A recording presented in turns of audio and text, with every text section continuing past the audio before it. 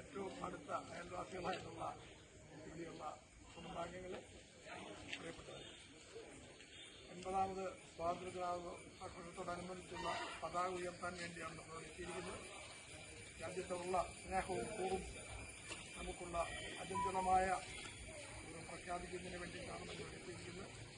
രാജ്യത്തിൻ്റെ വളർച്ച നമ്മുടെ എല്ലാവരുടെയും വളർച്ചയെ നമ്മൾ കരുതിക്കൊണ്ടുള്ള നടപടിയാണിത്. അത് നമുക്കിന്ന് സ്വാതന്ത്ര്യദിന സന്ദേശം നൽകാനായിട്ട് എത്തിയിരിക്കുന്നത് ഏറ്റവും പ്രിയങ്കരനായ കേരളത്തിലെ തന്നെ ഏറ്റവും മുതിർന്ന പത്രപ്രവർത്തകനായ ആളുകളാണ്. രാവിലെ തന്നെ പാലായിൽ നിന്ന് പരിപാടി ഉണ്ടായിട്ട് പോലും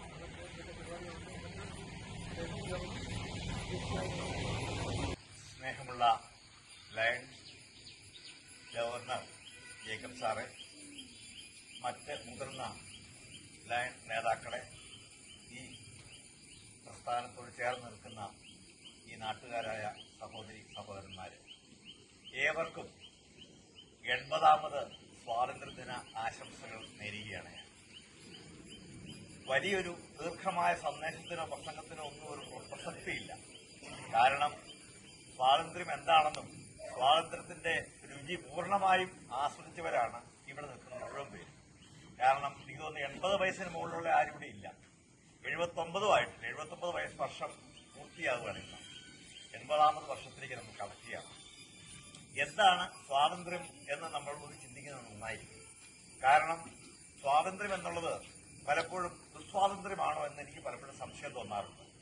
പല സ്വാതന്ത്ര്യങ്ങളും നമ്മുടെ സ്വാതന്ത്ര്യം മറ്റുള്ളവർക്ക് ബുദ്ധിമുട്ടുണ്ടാക്കുന്ന സ്വാതന്ത്ര്യം ആണ് പലപ്പോഴും പല സ്ഥലത്തും കണ്ടുവരുന്നത്. തീർച്ചയായിട്ടും അത് അങ്ങേയറ്റം അപലപനീയമാണ് എന്ന് പറയാതിരിക്കാൻ വയ്യ. നമ്മുടെ സ്വാതന്ത്ര്യം നേടിത്തന്ന മഹാത്മജി അടക്കമുള്ള ദേശീയ നേതാക്കള് അവര് എന്താണ് ഉദ്ദേശിച്ചത്, അല്ലെങ്കിൽ എന്ത് സ്വാതന്ത്ര്യമാണ് ഉദ്ദേശിച്ചതെന്ന് ഇപ്പോഴും മനസ്സിലാകാത്ത ഭൂരിപക്ഷം ആളുകളെങ്കിലും നമ്മുടെ നാട്ടിലുണ്ട് എന്നുള്ള സത്യമാണ്. അതുകൊണ്ടായിരിക്കാം എനിക്ക് തോന്നുന്നത് ഈ നിൽക്കുന്ന മഹാഭൂരിപക്ഷം ആളുകളും ഏകദേശം മധ്യവയസ്കരാണ്.